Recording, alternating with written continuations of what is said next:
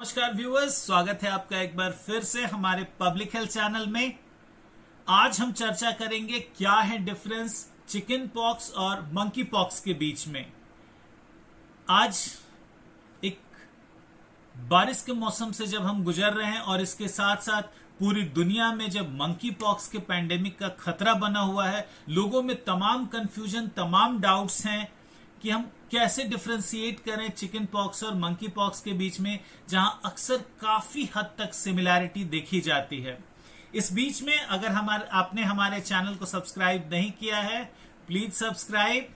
Here we will be providing you with all research based information, no drama, no sensation, only authentic information. तो चर्चा हम start करें chickenpox और monkeypox के बीच में। तो चिकन पॉक्स हर्पिस ग्रुप के एक वायरस से होता है, वहीं monkey pox entirely different group of virus से होता है। इसलिए अगर चिकन पॉक्स की बात करें तो ये थोड़े दिनों तक के लिए होता है, यानी कि जस्ट 2 वीक्स तक इसकी फीवर और सिम्टम्स देखे जाते हैं। वहीं मंकी पॉक्स की सिम्टम्स काफी लंबे हद तक 2 से 4 वीक्स तक देखे जाते हैं।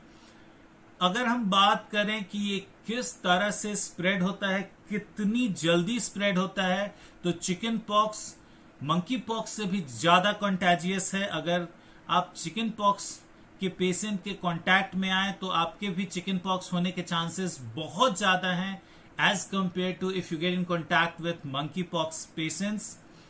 अगर हम बात करें कि फिजिकली देखने में क्या डिफरेंस होते हैं, तो मंकी पॉक्स में अक्सर पाम के ऊपर भी छोटे छोटे दाने देख सकते हैं आप, और पांव के सोल के ऊपर भी आप दाने देख सकते हैं, जो कि चिकन पॉक्स में नहीं होता। इसके साथ साथ मंकी पॉक्स के दाने अक्सर बड़े होते हैं और उनमें ईचिंग नहीं होती, यानी कि किस तरह की खुजली जैसी नहीं होती।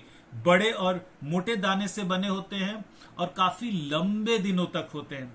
अक्सर ये भी देखा जाता है कि चिकन पॉक्स में दाने एक एक करके एक के बाद वेव की तरह आते हैं, वहीं मंकी पॉक्स में सारे दाने एक साथ लोगों के ऊपर निकल के आते हैं। और फीवर, जैसा कि हमने डिस्कस किया कि मंकी पॉक्स में 2 to 4 वीक्स तक देखा जा सकता है। ऐसे में हमें बहुत सावधान रहने की जरूरत है। अगर आसपास में कहीं भी कोई इस तरह के पेशेंट दिखें जिनमें साधारण भाषा में जिसे हम चेचक जैसे दाने कहते हैं, तो आप उस पेशेंट को रिपोर्ट करने के लिए बोलें, जिससे कि उसका उचित इलाज हो सके। अगर हम ब्रीफली चर्चा करें इलाज के बारे में, तो मंकी पॉक्स के बारे में इंफॉर्मेशंस इवॉल्व हो रही है। अभी तक सिम्टोमेटिक इलाज होता है, यानी कि फीवर है तो फीवर कम करने की दवाइयां दी जाती हैं। अगर डिहाइड्रेशन हो रहा है तो हाइड्रेट करने की व्यवस्था की जाती है, जिससे कि पेशेंट पूरी तरह से हाइड्रेटेड होकर रहें, सुरक्षित रहें। तो अभी जबकि मंकी पॉक्स और बारिश के मौसम में चिकन पॉक्स होने का भी खतरा चारों तरफ है। आप अगर किसी भी ऐसे पेशेंट के कांटेक्ट में आए जिसे फीवर हो रखा है, अपने हाथ अच्छे से वॉश करें, और हो सके तो फीवर में जो पेशेंट्स हैं उनसे एक नियमित दूरी के साथ, एक सर्टेन डिस्टेंस के साथ आप कांटेक्ट करें।